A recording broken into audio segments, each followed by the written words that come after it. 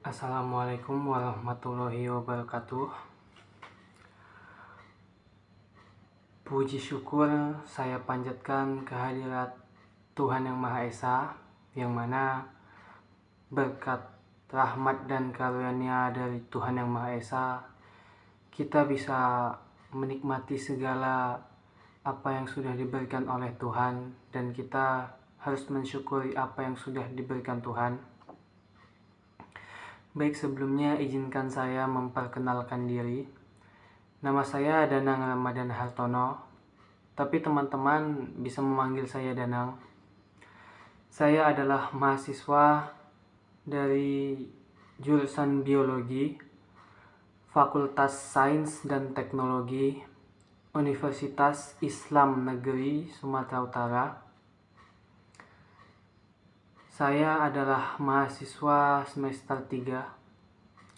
Tujuan saya membuat video ini adalah untuk menjelaskan amplifikasi DNA menggunakan teknik PCR, dan juga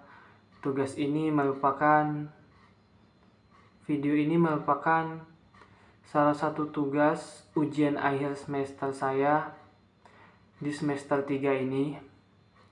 Saya membuat ini untuk memenuhi tugas UAS mata kuliah manajemen laboratorium yang diampu oleh Ibu dosen Syukriyah. Baik, saya akan menjelaskan apa itu teknik amplifikasi DNA menggunakan PCR. Baik, sebelumnya akan saya jelaskan dulu apa itu amplifikasi. Mengacu pada Kamus Besar Bahasa Indonesia, amplifikasi itu memiliki arti pengembangan, ataupun bisa juga diartikan sebagai pembesaran, perluasan, dan juga perbanyakan, ataupun menambah jumlah dari suatu benda. Jadi amplifikasi DNA merupakan teknik perbanyakan jumlah DNA. Jadi perbanyakan jumlah DNA ini diperlukan untuk melakukan banyak penelitian. Selanjutnya akan saya jelaskan apa itu PCR. PCR adalah singkatan dari polymerase chain reaction, ataupun dalam bahasa Indonesia PCR adalah reaksi berantai polimerase. Baik, akan saya jelaskan lebih rinci apa itu amplifikasi DNA menggunakan teknik PCR. Sebelumnya akan saya jelaskan dulu pengertian dari DNA itu sendiri. DNA merupakan singkatan dari kata bahasa Inggris. DNA itu singkatan dari deoksiribonukleik acid, ataupun dalam bahasa Indonesia dapat disebut sebagai asam nukleat. Asam nukleat ini terdapat pada setiap organisme.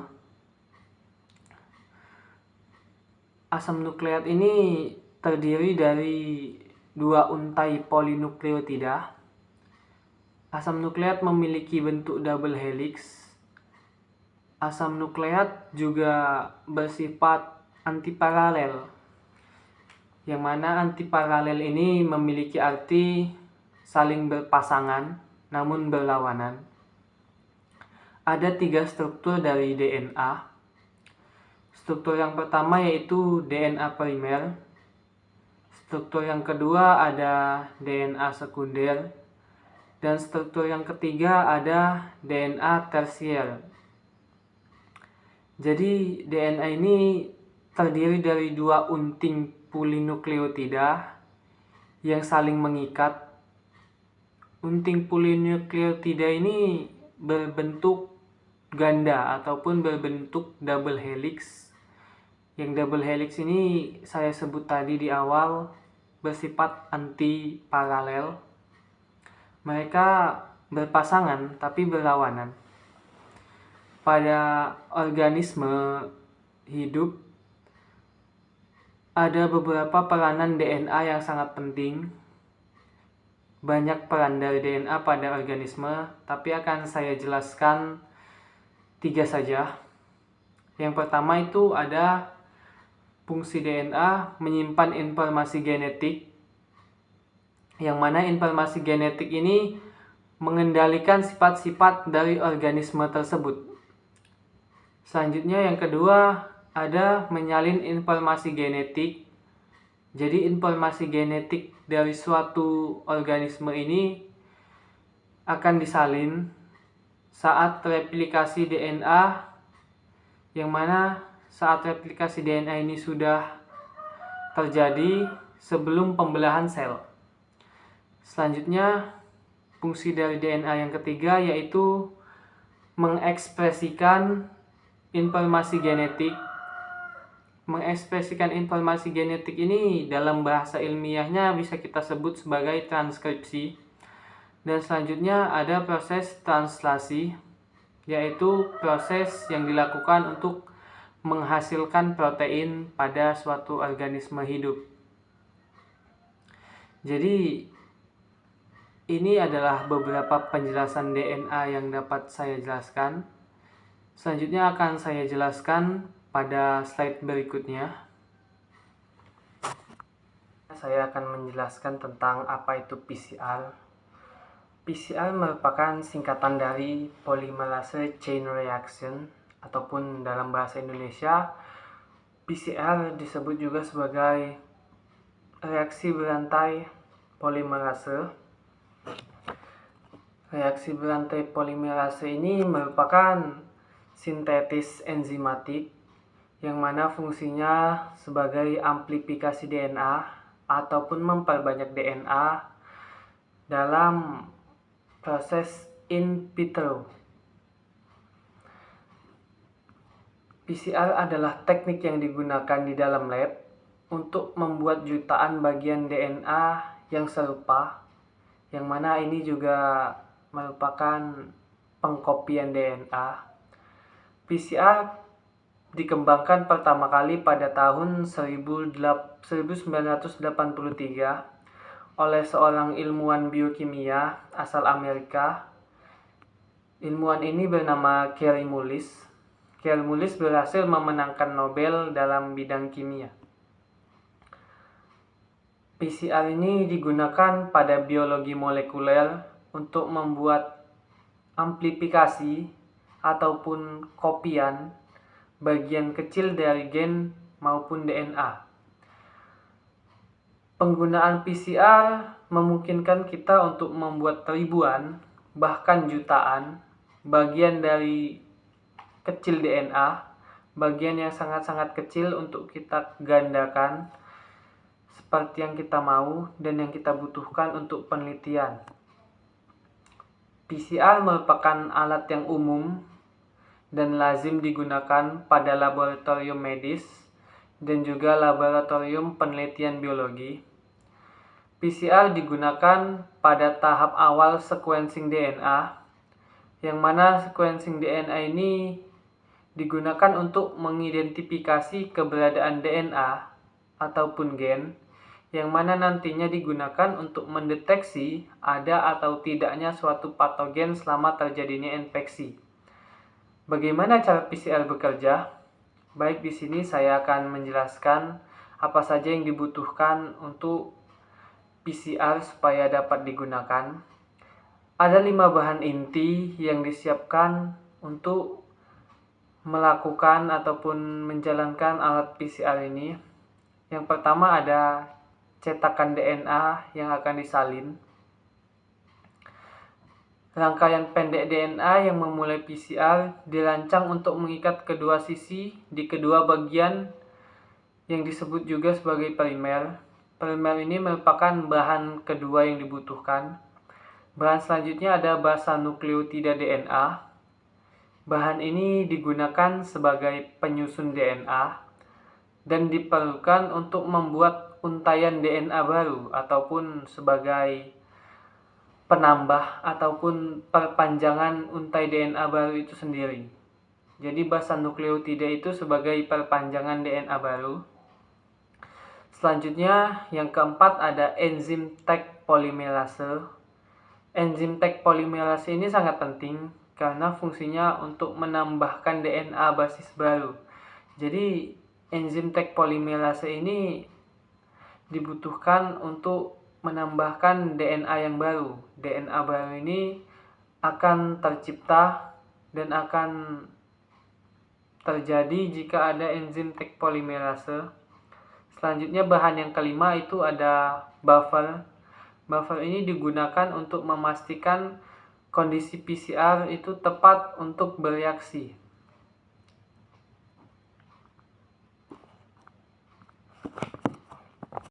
Saya jelaskan mengenai proses dari PCR ini. PCR ataupun polymerase chain reaction memiliki beberapa proses dalam pengerjaannya, yang mana proses-proses ini harus dijalankan dengan benar supaya hasil yang didapat optimal dan seperti apa yang diinginkan. Proses dari PCR ini umumnya ada terbagi menjadi 3 tahapan, dan ketiga tahapan ini harus dilakukan secara benar, harus dilakukan secara berurutan, dan juga ketiga proses ini harus dijalankan dengan hati-hati. Dan ketiga proses itu adalah denaturasi. Denaturasi disebut juga pemisahan. Selanjutnya proses kedua adalah annealing, yang mana annealing ini adalah kelanjutan dari denaturasi tadi. Jika denaturasi adalah pemisahan, maka proses kedua yang disebut annealing merupakan proses penempelan. Maksud penempelan di sini adalah DNA yang dipisahkan akan mendapatkan sebuah pemanjangan ataupun extension baru yang akan ditempelkan pada DNA yang sudah dipisahkan. Itu tadi 2 proses. Proses yang pertama disebut dengan denaturasi dan proses yang kedua disebut dengan annealing. Dan selanjutnya ada proses akhir, yaitu proses yang disebut sebagai extension. Extension ini merupakan proses akhir. Seperti namanya, extension dikenal juga dengan pemanjangan, ekstensi. Tapi ada nama lain dari extension ini, yaitu disebut juga sebagai elongase. Jadi elongase adalah tahapan akhir dari PCR ataupun polymerase chain reaction. Proses akhir ini akan menghasilkan DNA baru, yang mana dari proses awal itu denaturasi, dipisahkan. Lalu ada annealing, yaitu penempelan, ditempelkan. Dan dari proses akhir itu extension, yaitu penyambungan ataupun pemanjangan, yang disebut juga dengan elongase. Baik, di sini akan saya jelaskan lebih rinci tahapan-tahapan dari proses polymerase chain reaction ini. Yang pertama, seperti yang saya jelaskan tadi, ada denaturasi. Denaturasi ini terjadi pada suhu yang cukup panas. Denaturasi terjadi di suhu 94 derajat Celcius sampai dengan 97 derajat Celcius. Proses denaturasi ini merupakan proses awal dari polymerase chain reaction, yang mana proses awal ini dilakukan pemisahan. Pemisahan apa? Pemisahan yang dilakukan adalah pemisahan dua untai DNA. Sebagaimana yang kita ketahui, DNA itu memiliki bentuk double helix, yaitu bentuk ganda. Jadi DNA yang berbentuk double helix ini dipisahkan melalui proses denaturasi. Untai DNA yang terpisah ataupun untai DNA yang dipisahkan yang menjadi untai DNA tunggal itu akan menjadi sebuah cetakan bagi untai DNA baru yang akan dibuat. Jadi DNA ini dipisahkan supaya DNA satunya bisa membentuk cetakan untuk DNA baru dan DNA satunya juga sebagai cetakan untuk produksi untai DNA baru. Denaturasi ini berada ataupun dilakukan dalam suhu yang tinggi, yaitu 94 sampai 97 derajat Celcius. Suhu tinggi ini menyebabkan terjadinya suatu reaksi kimia, dan reaksi kimianya itu disebut sebagai ikatan hidrogen. Ikatan hidrogen yang terjadi di sini adalah antara basa dalam dua untai DNA cetakan, kemudian dipecah dan dua untai itu dipisahkan. Suhu yang tinggi ini kemudian menghasilkan dua untai DNA tunggal. Seperti yang saya jelaskan tadi, dua untai DNA tunggal ini akan bertindak sebagai cetakan untuk produksi DNA yang baru. Suhu yang tinggi ini, 94 sampai 97 derajat Celcius, harus dipertahankan karena pada tahap denaturasi ini kita harus memastikan untaian DNA yang dipisahkan itu tetap utuh. Jadi pada tahap denaturasi ini sangat penting sekali untuk mempertahankan suhu tinggi supaya untaian DNA tidak berceceran ataupun tetap utuh. Proses denaturasi ini harus dilakukan secara tepat. Dan selanjutnya saya akan menjelaskan proses yang kedua, yang mana proses kedua ini dikenal juga dengan annealing. Annealing ataupun penempelan merupakan kelanjutan dari proses denaturasi, yang mana annealing ini dilakukan penurunan suhu dari proses denaturasi tadi yang terjadi di 94 sampai 97 derajat Celcius. Suhu PCR diturunkan menjadi 55 derajat Celcius. Hal ini dilakukan karena proses annealing tidak bisa terjadi jika suhunya terlalu tinggi. Proses annealing ini menyebabkan enzim polimerase membentuk dua untai baru. Dua untai baru ini akan terbentuk dengan syarat jika ada DNA pendek. DNA pendek ini disebut juga DNA primer. Seperti yang saya jelaskan di awal, ada 3 jenis DNA. DNA primer, DNA sekunder, dan DNA tersier. Nah, yang terpakai di proses annealing ini adalah DNA primer. DNA primer tadi akan menempel pada untaian DNA baru yang terpisah. Proses DNA annealing ini terjadi pada waktu yang cukup singkat. DNA primer tadi ataupun bisa disebut juga DNA pendek dirancang untuk saling melengkapi secara berurutan ke bagian pendek DNA pada setiap ujung urutan yang akan disalin. Jadi setiap ujung urutan yang akan disalin itu akan dilengkapi oleh DNA primer tadi yang dibentuk dari enzim polimerase. DNA primer di sini berfungsi sebagai titik awal sintetis DNA.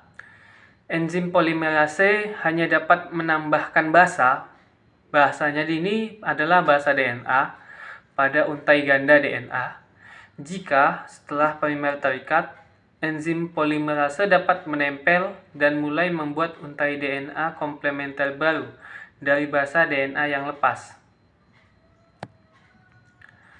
Selanjutnya, pada proses terakhir, yaitu proses extension ataupun proses pemanjangan, yang dikenal juga dengan proses elongase. Proses elongase ini terjadi setelah primer menempel pada untai DNA target. Jadi setelah primer menempel pada untai DNA target, enzim DNA polimerase akan membanjang dan membentuk DNA baru. DNA baru terbentuk di proses extension ini. DNA polimerase merupakan enzim yang diambil dari bakteri yang menyukai panas. Bakteri ini disebut juga dengan Thermus aquaticus. Bakteri ini biasanya hidup di sumber air panas, sehingga bakteri ini tahan terhadap suhu di atas 80 derajat. Bakteri inilah yang digunakan dalam proses extension. Selanjutnya, DNA polimerase bakteri sangat stabil pada suhu tinggi. Ini artinya, DNA polimerase bakteri dapat menahan suhu yang diperlukan untuk memecah untaian DNA. Proses pemecahan untai DNA ini terjadi pada proses awal, yaitu denaturasi. DNA polimerase dari sebagian besar organisme lain tidak akan mampu bertahan pada suhu tinggi ini. Misalnya, polimerase manusia bekerja idealnya pada suhu tubuh ataupun suhu 37 derajat. Proses PCR tadi ataupun ketiga proses siklus termal diulangi 20-40 kali untuk menghasilkan banyak salinan rangkaian DNA yang diinginkan. Fragmen DNA baru yang dibuat selama PCR juga berfungsi sebagai cetakan tempat enzim DNA polimerase, yang mana dapat menempel dan mulai membuat DNA.